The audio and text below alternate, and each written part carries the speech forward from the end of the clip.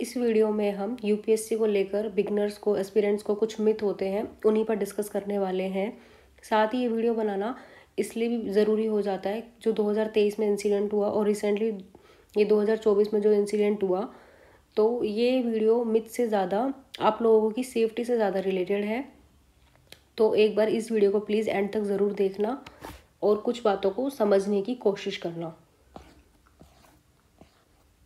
देखो, पहला question students के मन में क्या आता है कि is coaching compulsory to succeed in UPSC.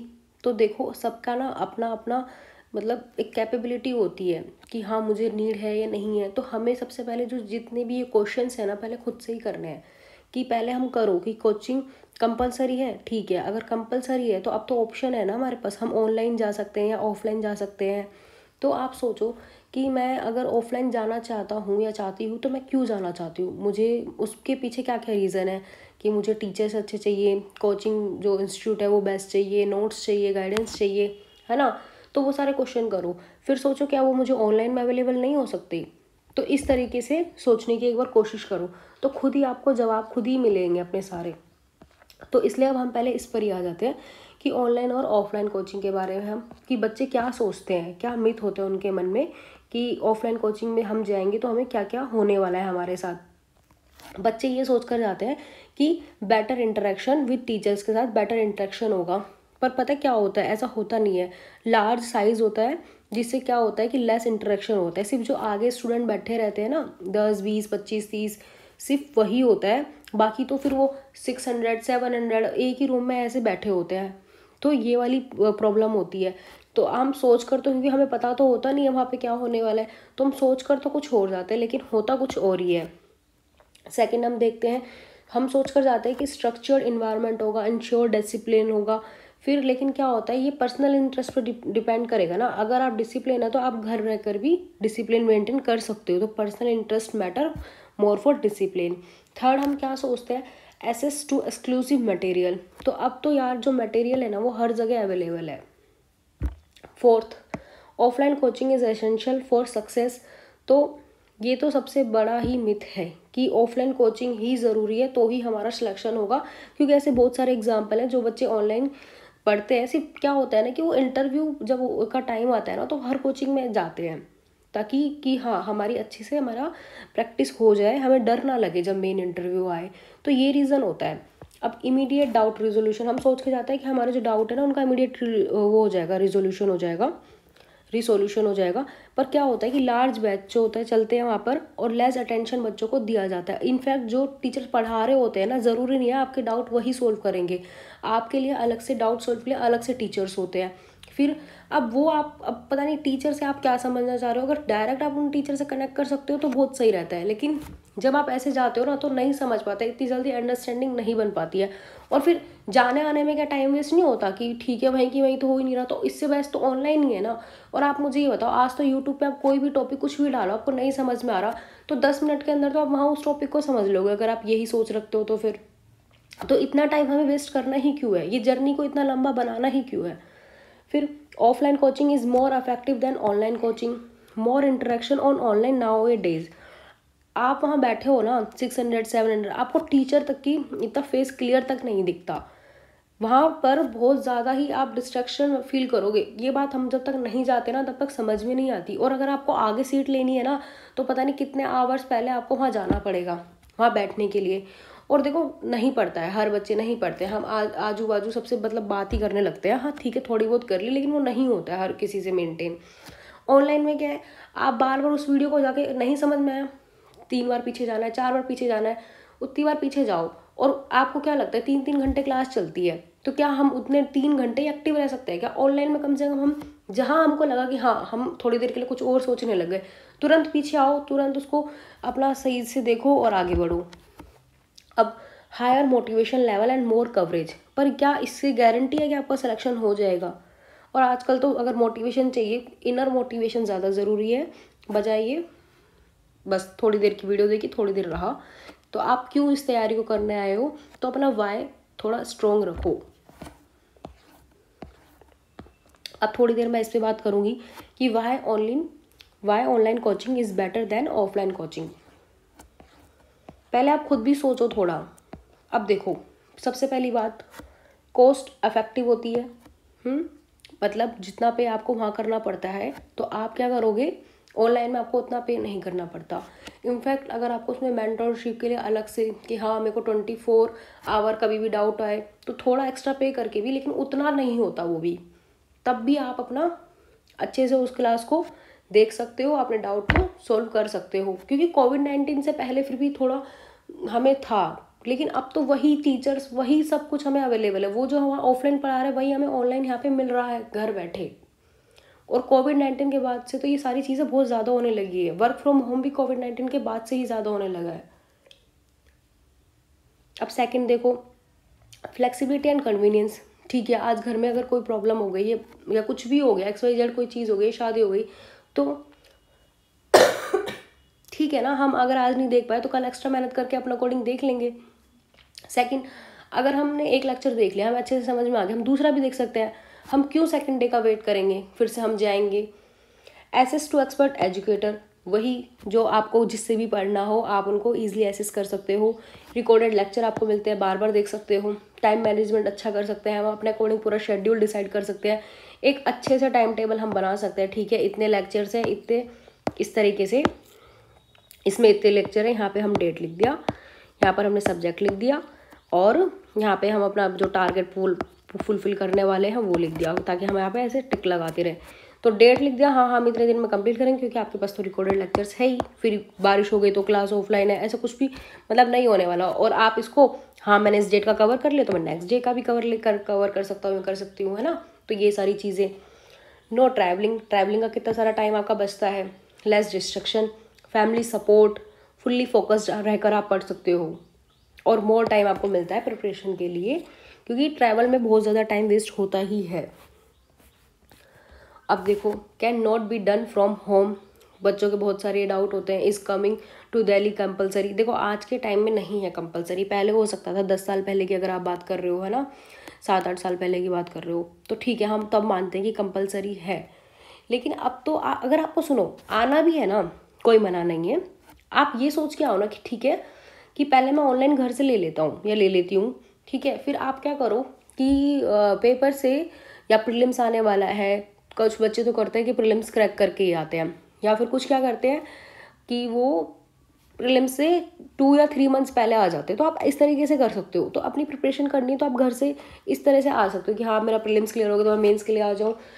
तो उस एरिया पे ना थोड़ा बर्डन भी कम होता है। अब आप देख रहे हो कई बच्चे तो, मैं देख रही हूँ 10th करके भी पहुँच जाते हैं। तो 12th वाले तो ठीक है थे ही, अब तो 10th वाले भी। और क्या करते हैं, कोचिंग क्या बोलते हैं, NCERT करो 1-1 साल। मतलब बच्चे NCERT का कोर्स कर रहे हैं पहले 1-1 साल बैठ के। जो फर्स्ट टाइम में निकालता है वो क्या ये सब करता होगा, अगर किसी का निकलता भी है तो बहुत ज़्यादा मिथ है जो वहाँ पर फैला रखी है। जो हमको दूर से दिखता है ना इतना सारा, वो सब सच नहीं होता। वो कहावत सुनिए ना, दूर के ढोल सुहावने, वही वाला होता है जो बच्चों को वहाँ जाके ही असल में समझ में आने लगता है। फिर मीडियम ऑफ स्टडी, एक ये मिथ भी होता है बच्चों को कि English medium aspirants have advantage. तो आप कभी ये सोचो कि हम देखो, हम पूरे इंडिया को इमेजिन करो, है ना। तो अब हम सिर्फ इतने से एरिया में हिंदी वाली चीज़ें होती है, लैंग्वेज सबकी अलग होती है, कन्नड़, तमिल, मलयालम, है ना। नॉर्थ ईस्ट की अलग लैंग्वेज होगी। तो अब वो बच्चे हिंदी सीखेंगे या फिर इंग्लिश को प्रेफरेंस देंगे। तो जब हिंदी के बच्चे ही कम हुए इंग्लिश के तुलना में, तो आप कैसे सोच सकते हो कि सिलेक्शन के लिए हिंदी मीडियम पीछे हो जाता है। फिर एक दूसरी दिक्कत ये आती है कि हिंदी मीडियम CSET में ही क्वालिफाई नहीं कर पाते। तो जब यहाँ से ही बच्चे कम क्वालिफाई करेंगे, वो मेंस में फिर कम जाएंगे। फिर जब मेंस में कम जाएंगे तो इंटरव्यू तक कम पहुँचेंगे, और जब इंटरव्यू तक कम पहुँचेंगे तो सिलेक्शन कम होगा। वो लोग हैं जो डाटा और फैक्ट को अपनी तरफ घुमा फिरा के दिखाने लगते हैं। तो आपको उसमें नहीं फंसना है बिल्कुल भी। यही रीज़न होता है बस, और कुछ नहीं है। क्योंकि ज़्यादातर इंग्लिश मीडियम इसलिए ही हो जाता है क्योंकि नीचे वाले साइड क्यों हिंदी को समझे, वो इंग्लिश को प्रेफर करेंगे ना। एक ऑप्शनल को लेकर बहुत ज़्यादा बायसनेस चलती है कि हिंदी लिटरेचर ही लेना चाहिए और हिंदी मीडियम वालों को और कुछ नहीं लेना चाहिए। आप मुझे ये बताओ, अगर आपका इंटरेस्ट है ही नहीं और आपको पता है कि मुझे वो सब्जेक्ट को अगर मेरा फर्स्ट अटैम्प्ट में नहीं निकलता, तो क्योंकि जो फर्स्ट अटैम्प्ट में निकलता है ना, उसको भी जो पूरी प्रोसेस है ना एग्जाम का, वही 1 ईयर का है। तो उसको भी 2 से 3 साल तो उसको भी उस चीज़ को पढ़ना पड़ता है, और नहीं निकलता ना 4-5 साल पता नहीं कितना वो उसी ऑप्शनल के को पढ़ना पड़ता है। तो जब आपका इंटरेस्ट होगा नहीं ना तो नहीं पढ़ोगे, बहुत मुश्किल हो जाएगा आपको उसको पढ़ना। तो प्लीज़ अगर आपका इंटरेस्ट है ना किसी चीज़ में, तो फिर ये देख लो कि हाँ टीचर अवेलेबल है या नहीं, बिल्कुल ही मतलब ऐसा सब्जेक्ट अगर आप लेने की सोच रहे हो तो ये भी। और टॉपर्स आज तो सारी जगह गाइडेंस अवेलेबल है, अगर आपको किसी भी सब्जेक्ट में देखना है तो किस तरह से प्रिपेयर करना है सब यूट्यूब पे आराम से देखो, सर्च करो, समझो और अपना स्टार्ट करो। ये इसको हटाओ कि नहीं हिंदी मीडियम है तो हम वही वाला बस ऑप्शनल लेंगे। आपको जिसमें ज़्यादा इंटरेस्ट है आप उसको देखो।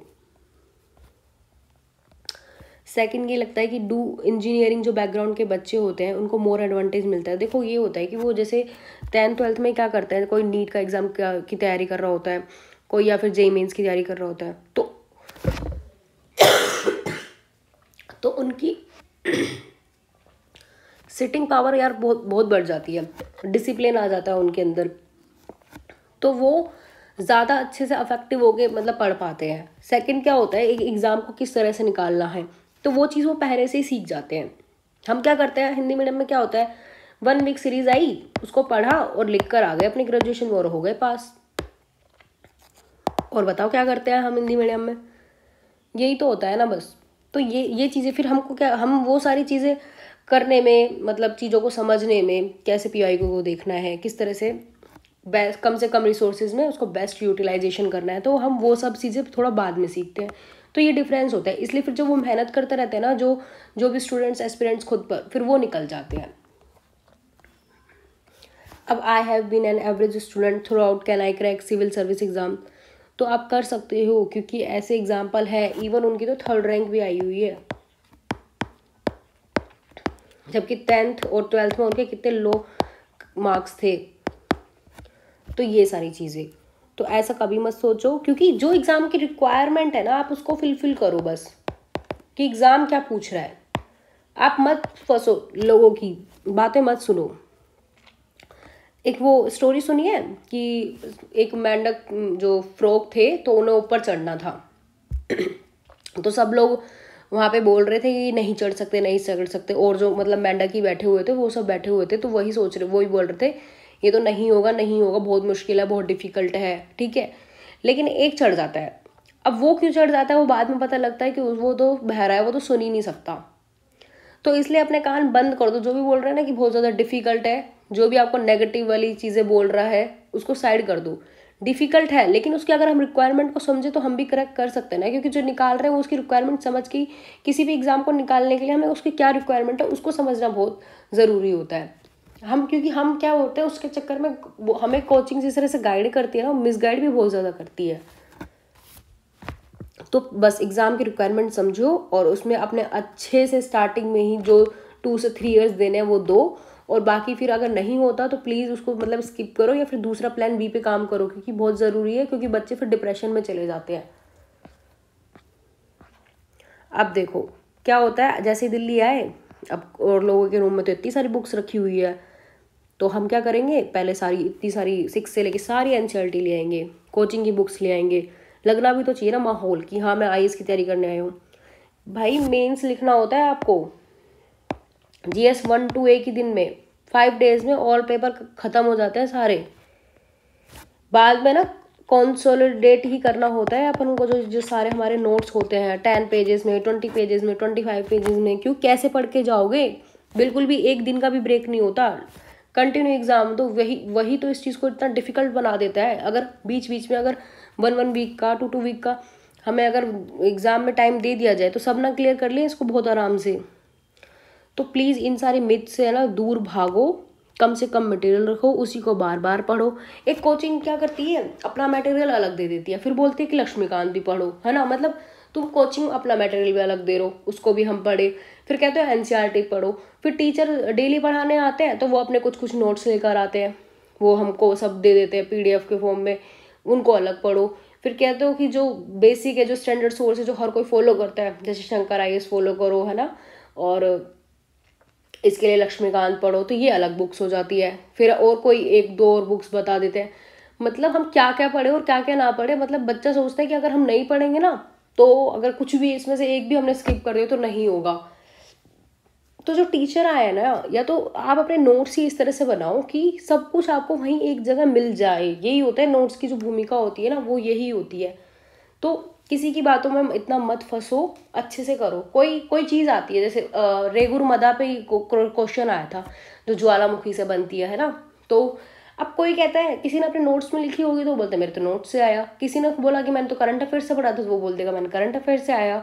किसी टीचर ने करा दिया होगा तो बोलते हैं ये तो इस वाले कोचिंग के इस वाले नोट से आ गया। तो वो बस चीज़ें बदल जाती। अब आप देखो, आप खुद एनालिसिस करो कि आपके में कहाँ से आया, वो चीज़ आपने कहाँ पढ़ी है, तो खुद उसका ज़्यादा से ज़्यादा एनालिसिस करो। फिर देखो, ये जो ग्लैमरस लाइफ दिखाई जाती है वहाँ जाके, तो ये लोग भी मतलब वहाँ जाके सब कुछ दिखाना, तो हम क्या होते हैं अट्रैक्टिव होते हैं इसकी तरफ और बहुत ज़्यादा बस चल देते हैं तैयारी करने के लिए। जो पीछे की और जो सारी चीज़ें, क्योंकि हमें नेगेटिव तो देखना नहीं है कि इसमें इस जर्नी में सिर्फ 1% ही चांस होता है सिलेक्शन होने का। अगर हम बैटिंग गैमलिंग जैसी चीज़ें भी करते हैं ना, तो वहाँ पे भी 33% चांस होता है। मतलब खेलने मत लग जाना, गलत चीज़ है ये भी, मैं बता रही हूँ, इतना कम होता है। हम उसको एक्सेप्ट करने के लिए रेडी ही नहीं होते, और इवन पेरेंट्स भी नहीं करने जाते। जितने भी बच्चे तैयारी करने जाते हैं ना, सब पेरेंट्स उम्मीद बांध लेते हैं कि हाँ हमारे बच्चे का तो होगा ही होगा। तो इसको भी ध्यान में रखना है। सिर्फ एक लाइफ देख के किसी की नहीं आना है। अगर आपका इंटरेस्ट हो इस तैयारी को लेकर तो ही आए, किसी ने प्रेशर कर डाल के या घर वालों ने भेजा तो मत करो।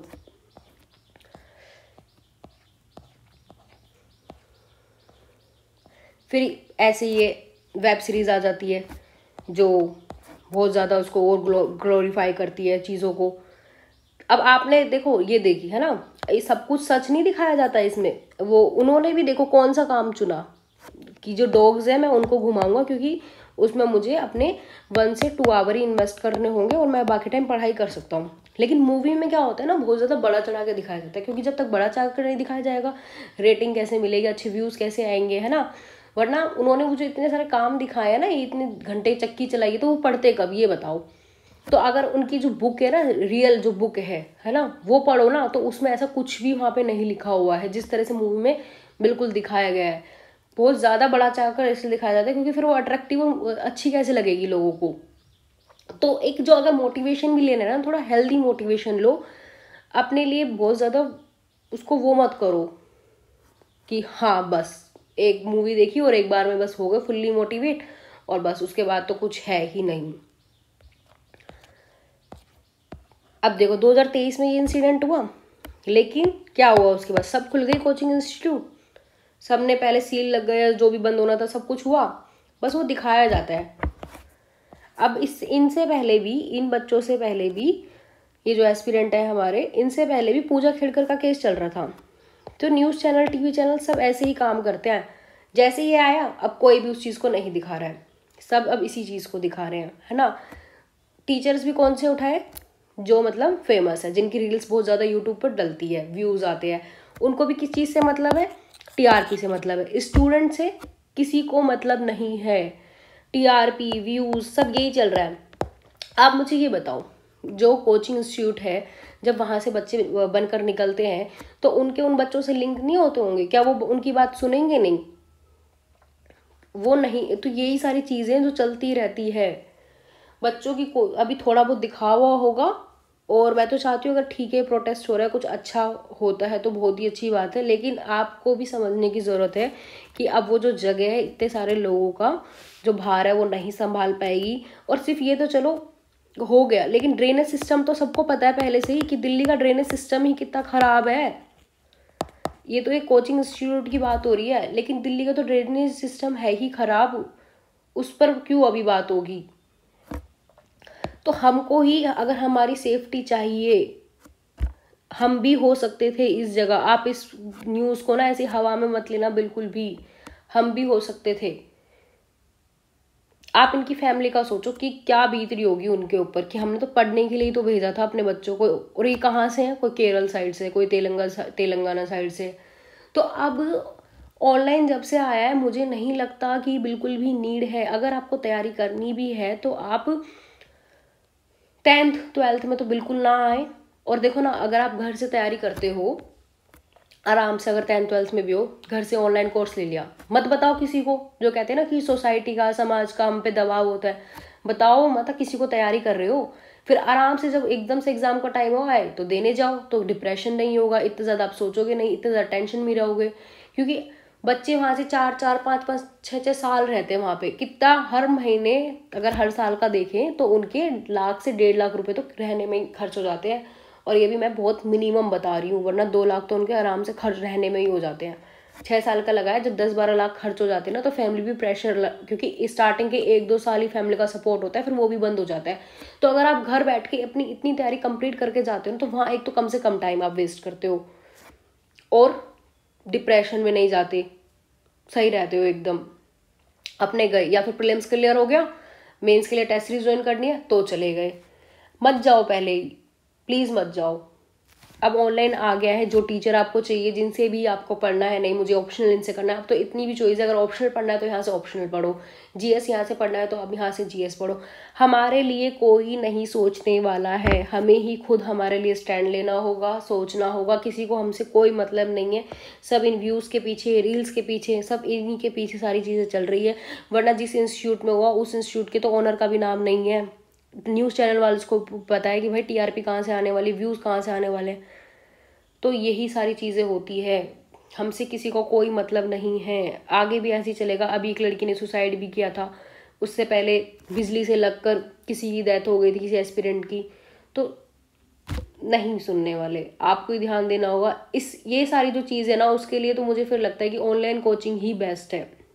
मेरे साथ भी एक हुआ था जब मैं वहाँ पे रह रही थी। क्या हुआ था, एक एसी की है ना, हम उसमें एक फ्लैट, मतलब लड़कियाँ बस 4-5 ही रहती थी हम वहाँ पर, और ज़्यादा नहीं रहते थे हम, क्योंकि वो इस तरह से ले रखे होते ना, एक ओनर है, उन्होंने बहुत सारे ले रखे होते हैं बिल्डिंग अलग अलग, तो वो वहाँ तो रहते ही नहीं थे। तो हम बस 5 लड़कियाँ थी, सबका सेपरेट सेपरेट रूम था। तो एसी की गैस लीक हो गई, मैं तो सो रही थी अपने रूम में, मैं एकदम से वो खांसी उठी एकदम से, वो क्योंकि हो गई थी पूरे कमरे में, मुझे कुछ भी नहीं दिख रहा था, और बाहर देखा तो बाहर भी कुछ नहीं, वो गैस ऐसे फैली हुई थी बस। और उसके बाद तो, और वो लड़कियां भी यूं नहीं मुझे तो उठा देती, भग गई खुद तो बाहर घर से, मतलब बिल्डिंग से सब निकल के चले गए।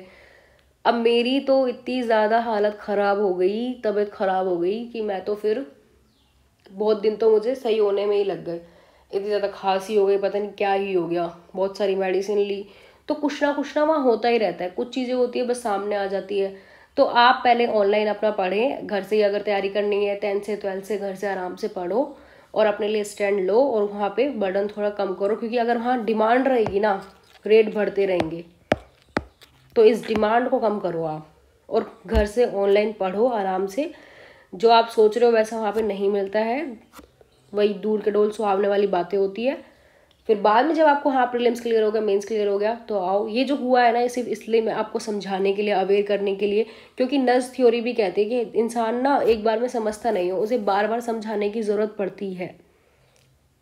बस इसी के साथ मैं अपनी इस वीडियो को ख़त्म करती हूँ। अगर कुछ भी लोगों के मन में कुछ भी थोड़ा भी अगर चेंज आता है ना मेरी इस वीडियो से, तो इस वीडियो को बनाने का जो मेरा पर्पस है वो फुलफिल हो जाएगा।